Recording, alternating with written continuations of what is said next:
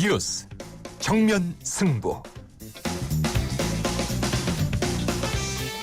여러분 안녕하십니까? 94.5 YTN 뉴스 FM 강정훈의 뉴스 정면 승부입니다. 오늘 하루도 대한민국엔 많은 뉴스들이 쏟아졌죠. 오늘의 주요 뉴스를 종합해드리는 뉴스 정면 승부 3월 13일 금요일 순서 들어갑니다.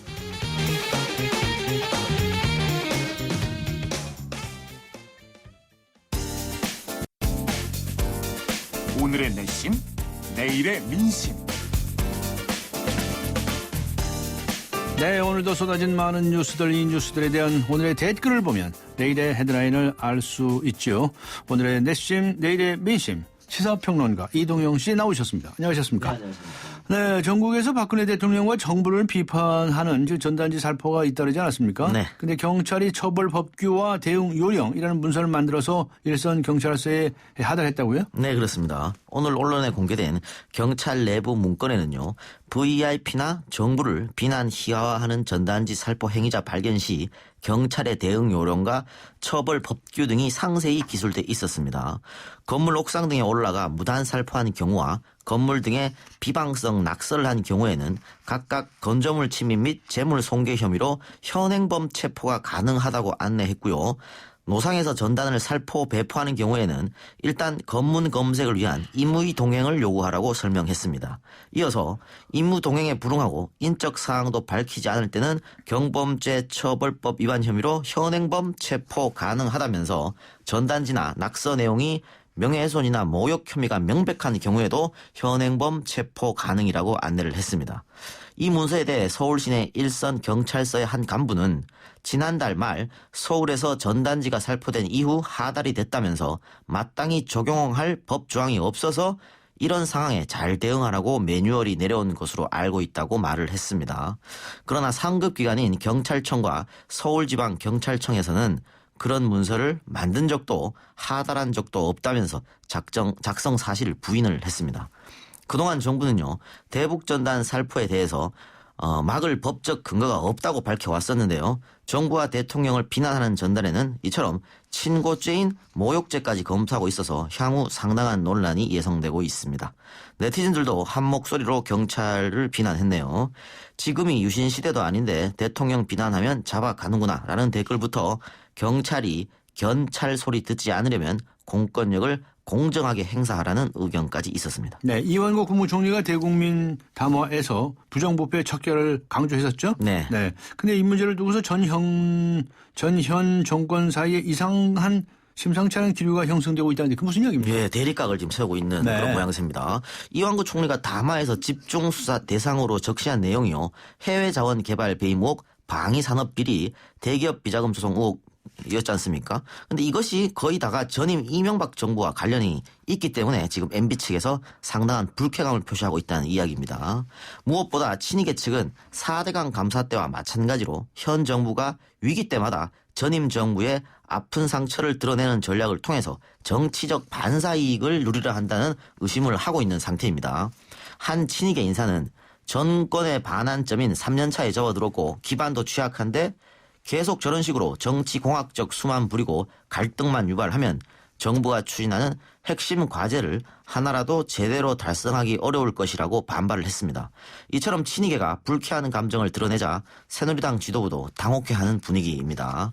유승민 원내대표는 국회에서 기자들과 만나서 총리가 왜 이 시점에 그런 발표를 했는지 전혀 내막을 모르겠다면서 내가 조심스러워서 얘기를 못하겠다 이렇게 곤혹스러워했습니다. 네티즌들은 다양한 반응을 보여줬는데요. 한 네티즌은 이완구 총리가 부정부패 척결을 말할 자격이 있는지 모르겠다. 국면 전환용 카드일 뿐이라고 의미를 축소했고요. 다른 네티즌은 부패 척결하자는데 거기에 갈등이란 단어가 왜 나오나 철저히 수사하라면서 이 총리 발언을 지지했습니다. 네.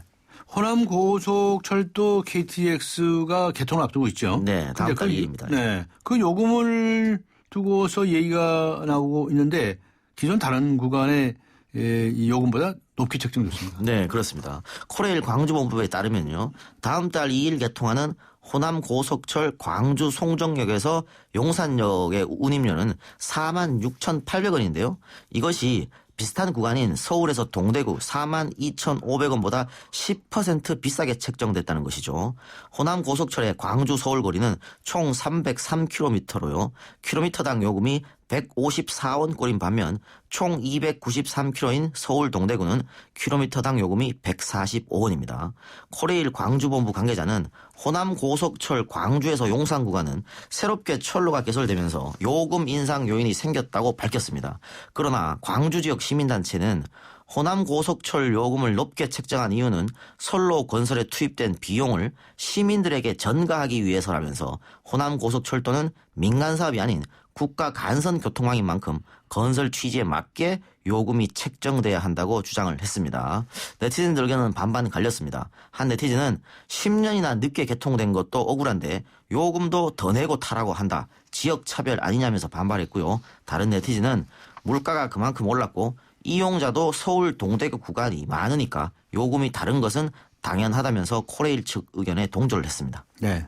한국에서 독일까지 8,500km나 되는 거리를 왔다 갔다 하면서 무려 3년 동안이나 한 여성을 스토킹한 남성이 있다면서요? 네, 그렇습니다. 이 남성이 법원에서 유죄를 선고받았네요. 법의 단죄를 받았네요. 네. 그 2011년 9월부터 이 두 사람의 인연이 시작됐는데요.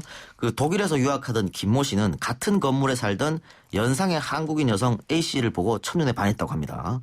김 씨는 유학생인 A 씨와 사귀고픈 마음에 수차례 구애를 했지만 번번이 거절을 당했고 이후 김 씨의 행동은 점점 광기를 띠더니 결국 스토킹으로 이어졌습니다.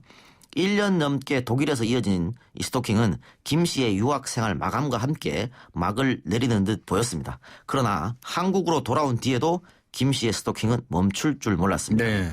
석 달 동안 56통의 이메일을 보냈고요. A 씨의 SNS 계정을 해킹하기도 했다고 하네요. 이런 끈질긴 스토킹에도 A 씨가 아무런 대응을 하지 않자 김 씨는 그녀를 만나려고 2013년 1월 또 4월 이듬해 10월 등 총 3차례에 걸쳐 네. 독일까지 넘어갔다 그럽니다. 네. 그 A 씨가 김 씨를 피해 옮긴 한인 교회까지 쫓아가서 결국 현지 경찰이 출동하는 해프닝도 벌어졌다고 하네요. 결국 이 3년간의 스토킹을 참다 못한 A 씨는 김 씨를 고소했고요. 검찰은 정보통신망 이용 촉진 및 정보보호 등에 관한 법률과 경범죄 처벌법 위반 혐의 등으로 김 씨를 기소해서 재판에 넘겼습니다.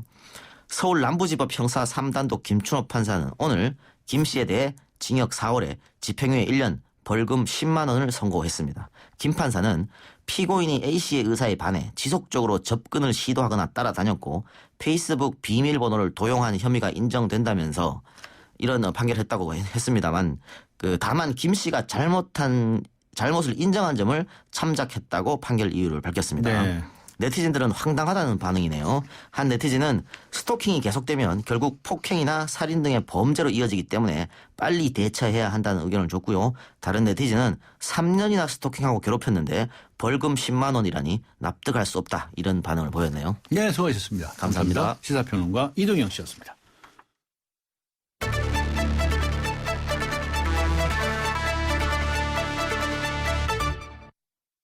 네, 잠시 후 뵙겠습니다.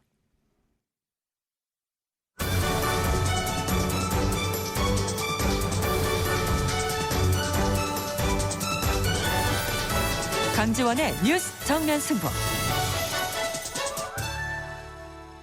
네, 매주 금요일 뉴스 정면 승부에는 장원석 아나운서와 함께하는 금요 시사 퀴즈가 있죠. 잠시 후 시작하겠습니다. 강지원의 뉴스 정면 승부 2부 들어갑니다.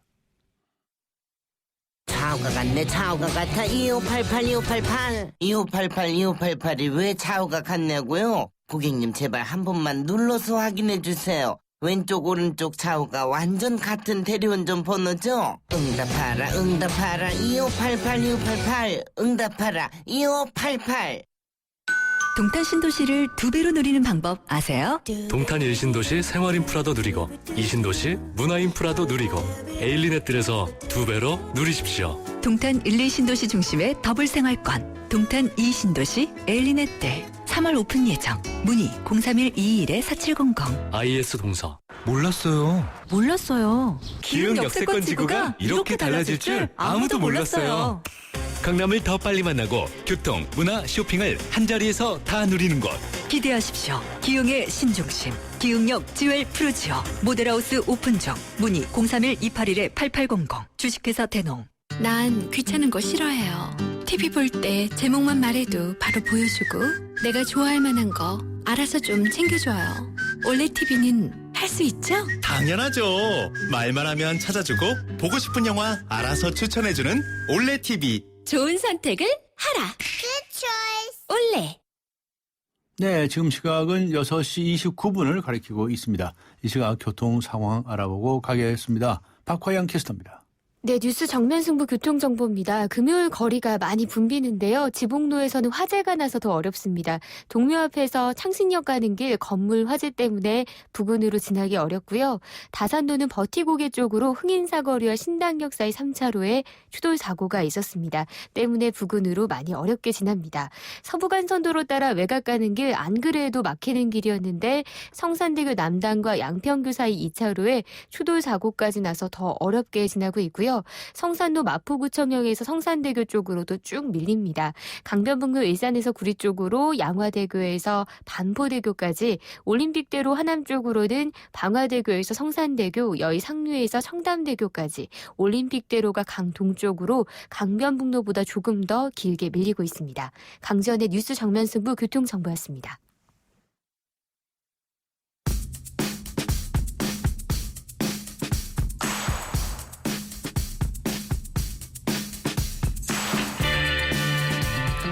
장원석 아나운서와 함께하는 금요 시사 퀴즈.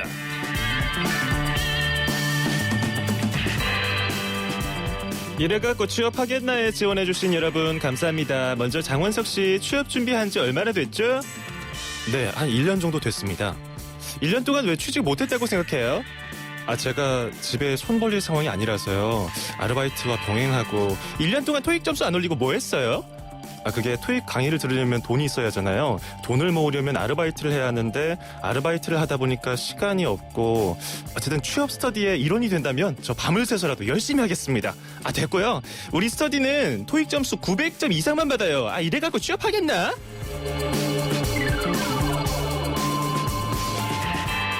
네, 이래가지고 연애도 결혼도 힘들 것 같습니다. 여기서 오늘의 퀴즈 나갑니다. 3포 세대를 잇는 신조어입니다. 연애, 결혼, 출산에 이어서 내 집 마련과 인간관계까지 총 5가지를 포기하는 2030 세대를 지칭하는 이 말은 무엇일까요? 1번 5포 세대, 2번 6포 세대, 3번 마포 세대, 4번 삼천포 세대. 휴대전화 문자 샵 0945 우물정 0945로 정답 보내주시기 바랍니다. 추첨을 통해서 5분께 연극 다우트 초대권을 드립니다. 오는 4월 4일 토요일 오후 3시 공연입니다.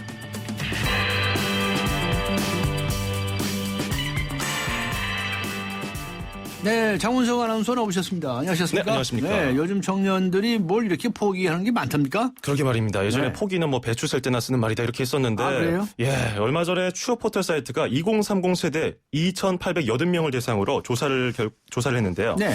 연애, 결혼, 출산, 대인관계, 내 집 마련 중 한 가지 이상을 포기한 적이 있느냐는 질문에 57.6%가 있다고 말했습니다. 예, 특히 응답자의 절반 이상인 50.2%가 네. 결혼을 포기했다고 답했습니다. 결혼을 포기했다? 예. 네.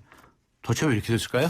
역시 돈이 문제죠. 돈 때문에요? 예, 포기 이유로는요. 모아놓은 돈이 없어서가 1위를 차지했고요. 네. 다음으로는 현재 수입이 없거나 너무 적어서, 그리고 웬만큼 돈을 모아도 힘들어서, 제대로 잘할 자신이 없어서, 가난을 대물림하기 싫어서, 취업이 늦어져서, 시간 여유가 없어서 등이 뒤를 이었습니다. 네.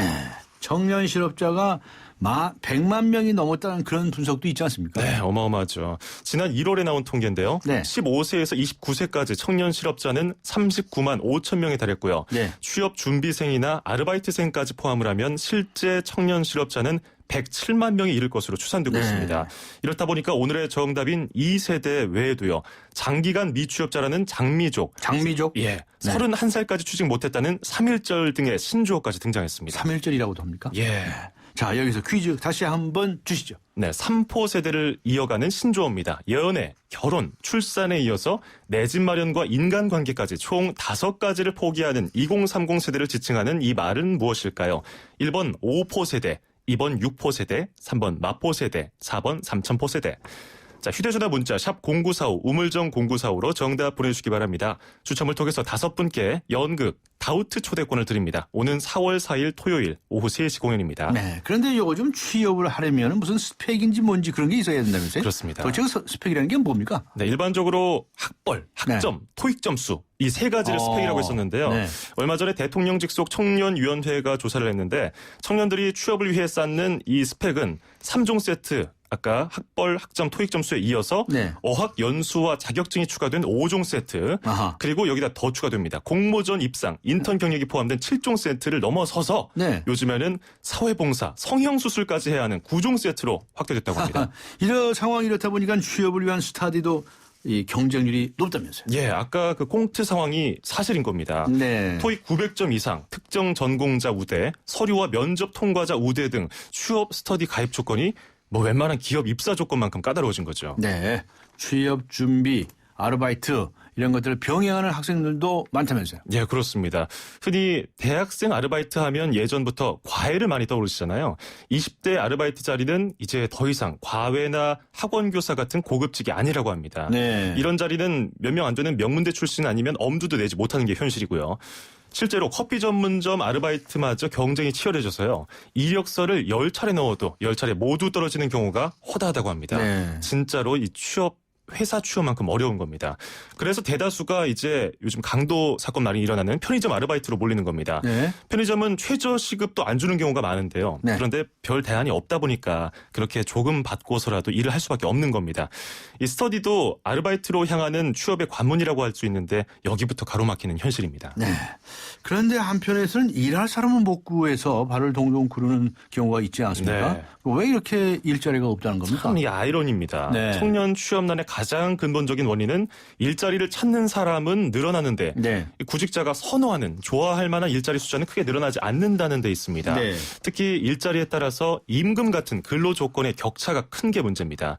모르는 사람들은 눈높이 좀 낮춰 이렇게 얘기하는데 네. 중소기업 비정규직 임금이 대기업 정규직의 37%에 불과하다 보니까요. 정규직이 되려고 오랜 시간 동안 실업을 감내하는 겁니다.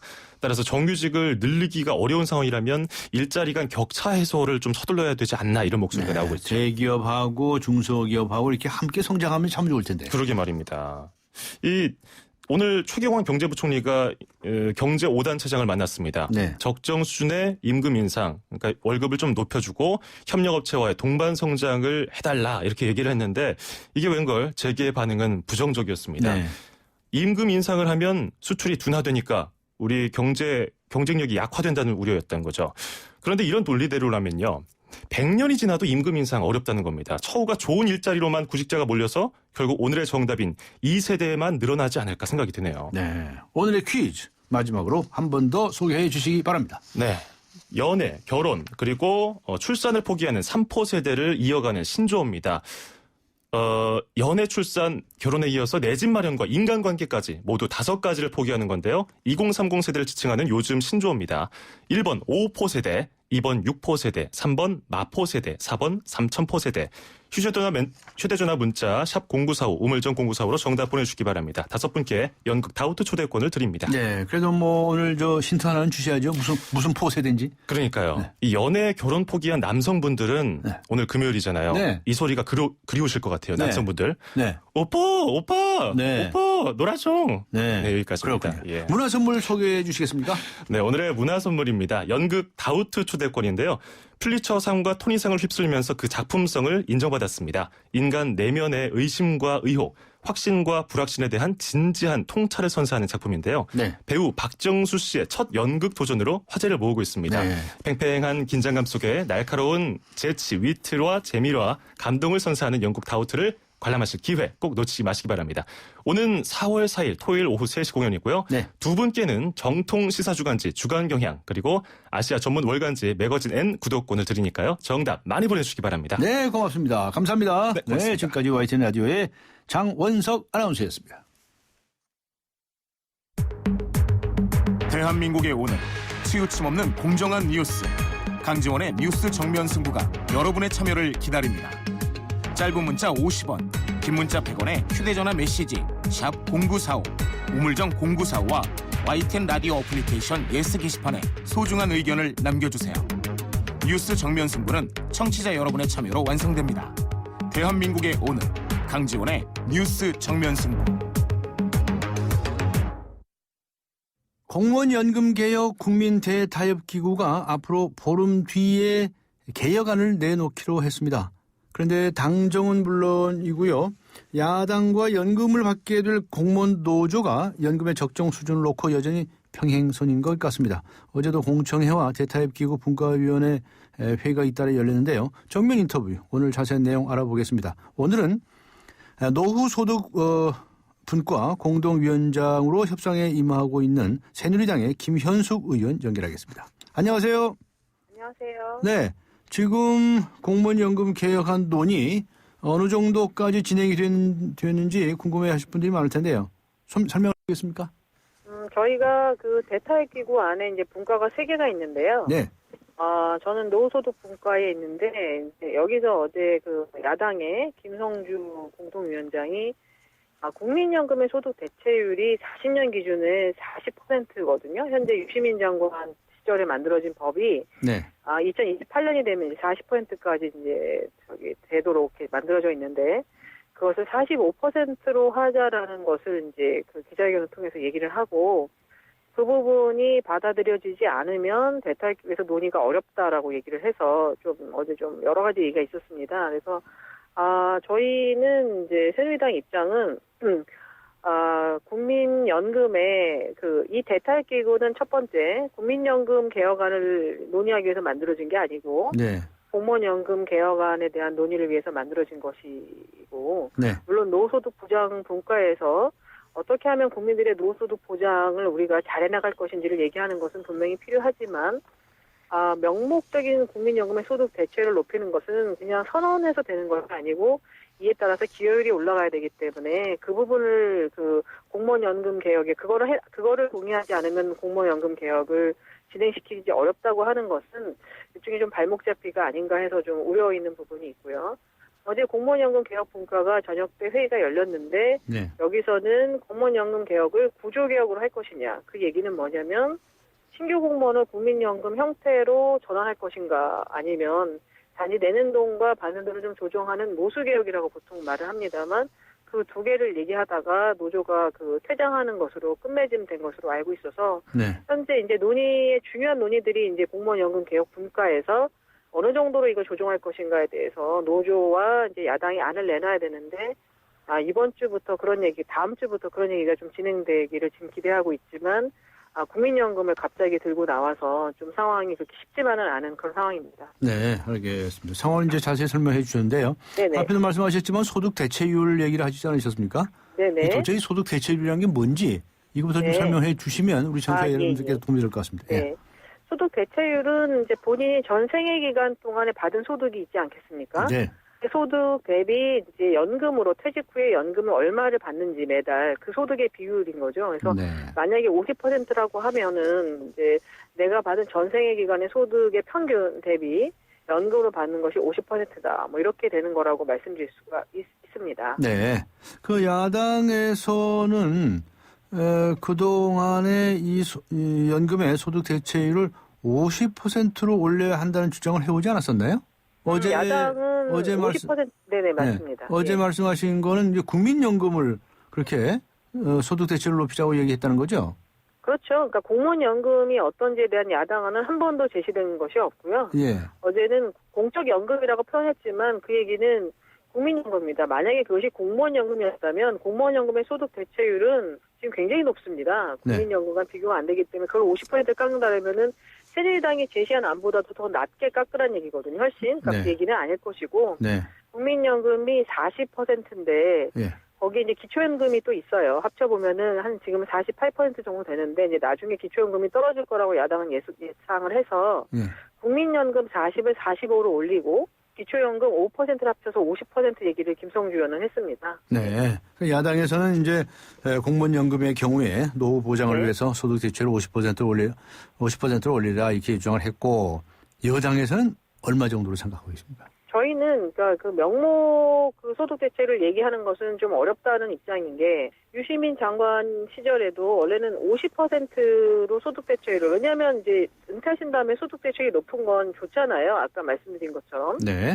그 소득 대체율이 이제 자기 평생 벌던 돈의 얼마냐, 몇 퍼센트를 받느냐는 얘기니까 그게 높으면 노후소득이 상당히 보장이 잘 되는 거니까 좋은 건데 그 당시도 50%의 소득 대체를 하기 위해서는 보험료를 12.9%를 내야 된다는 옵션이 있었어요. 네. 근데 그게 보험료를 올리는 게 너무 힘들기 때문에 그걸 선택 못하고 4.5, 4점 합친 9% 보험료를 내고 소득 대체 40%를 선택한 거거든요. 네. 그러니까 이제 새누리당 입장은 얼마가 적정하다는 말을 하는 것은 무의미한 것이 얼마를 낼 수 있느냐 같이 한꺼번에 네. 얼마를 보험료를 낼 수 있냐가 같이 돼야 되는데 사실은 현재 9%에서 그 이상 올리는 게 굉장히 어렵다는 거죠. 지역가입자는 본인이 9%를 내야 된다는 것은 100만 원 소득을 벌면 9만 원을 매달 이제 내야 되는 거잖아요, 연금으로. 네. 근데 이제 그것도 본인이 내기 어려우신 분들이 있고 직장가입자의 경우에도 중소기업은 4.5% 기업이 매칭해야 되는 거에 대해서 굉장히 어려움을 겪는 기업들이 많이 있습니다. 그런데 야당이 얘기한 것처럼 소득 대체율을 45, 국민연금 합치면 50%로 가기 위해서는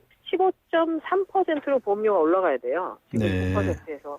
그래서 그거를 어떻게 할 건지에 대한 얘기 없이 선언적으로 그냥 명목소득 대체를 올리는 것은 사실은 저는 아무 의미가 없다고 생각이 되고요. 우리가 이번에 만든 노후소득 보정 분과가 공무원연금 개혁을 위한 대탈기구이지 국민연금 개혁을 위한 대탈기구가 아니고요. 만약에 기여율을 얼마를 올릴 것인지 보험료를 얼마를 올릴 것인지에 대한 얘기를 하려면 국민연금 가입자 대표들의 어떤 입장과 그분들이 들어온 뭔가가 있어야 되는데 이번 대타협기구는 그런 얘기를 할 수 있는 저는 권한이 없다고 봅니다. 그래서 네.